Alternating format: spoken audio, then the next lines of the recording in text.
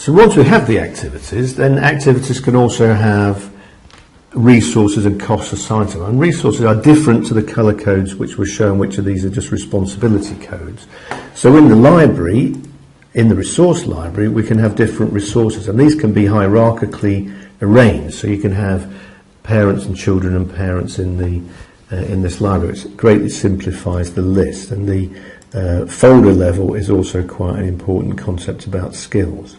But in this particular case, I've got a window, a view that I've already created, and in that view what we've got is a different table that we looked at before, and I've also got different histograms on the bottom of the screen. So you don't have to have a resource assigned before you can see a histogram. And here at the bottom I've got a histogram with multiple resources on a single histogram. You can create histogram types in a library, and many are created in this example file. So in my task pools that I brought into the system, I'd already set up some standard resources. So let's look at how we would assign a resource. We can choose them on from our left hand side, and we can say, well, we want carpenters on the fencing. We can just drag and drop onto an activity, and that will place a resource here in the column, but also on the body of the plan. And unlike Microsoft Project, you don't have to have this task selected before it will show you any items in the plan itself. Anything that I print out will show me exactly what I've got on screen. But rather than just putting dragging an activity here, a resource here, we can also put a number. So I might need 3 resources, 3 carpenters to do the fencing. I don't need anybody to do the help with the demolition, but a couple of guys on the excavation, maybe one guy with this situation here. We need a couple people.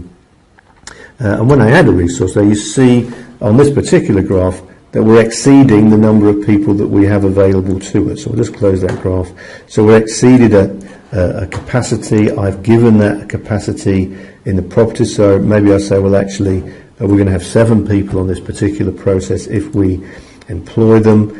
We've still got a problem with that, potentially, and we could reschedule to see if we can get rid of that issue,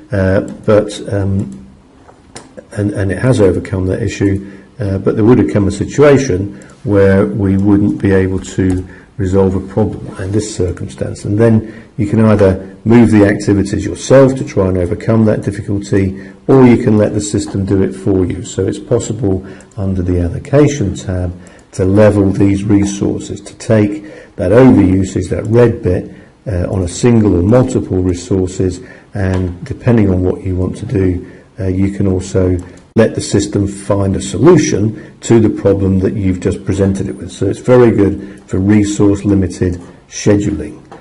We probably want to undo that level so that we're more in control of the project as it happens at the moment. So PowerProject is particularly good for resource planning. If we change the duration of an activity which has got a resource, we see the impact on those resources. So we can either set the effort of that resource as constant, or the number of people involved in that. And each activity, the duration can also be set by the rate of production. So the resources themselves can have a financial value, so we can go to our View tab, open another window, and that window contains the same activities that we had previously, but also it's got some histograms on the bottom. It's got a cost histogram, a cumulative curve of how we achieve the expenditure, and also in the bottom window a histogram showing us how much future monthly payments are likely to be. So this is our projection of income, and this labour amount has been calculated from the number of hours on this activity. So it takes longer, it takes more hours, the labour price increases. If I undo that, I could put a different amount for materials, so even though the labour price might increase, the materials won't. So PowerProject accommodates these multiple cost centres, but also you can say, well, somebody just told me it cost £8,000 to £7,000 to do that, and we can see the impact instantly on our cash flow. We can preview that on screen so we can see exactly what that looks like, exactly as it is on the page, including the graphs, so you have the ability to print those out in PowerProject, unlike Microsoft Project. We can take one of these graphs and we can present it in its own window. So we can see one of these graphs solely on its own, and we can print it out in that way, as well as exporting the information to Microsoft Excel or a spreadsheet system. So PowerProject is very capable of resource and cost management.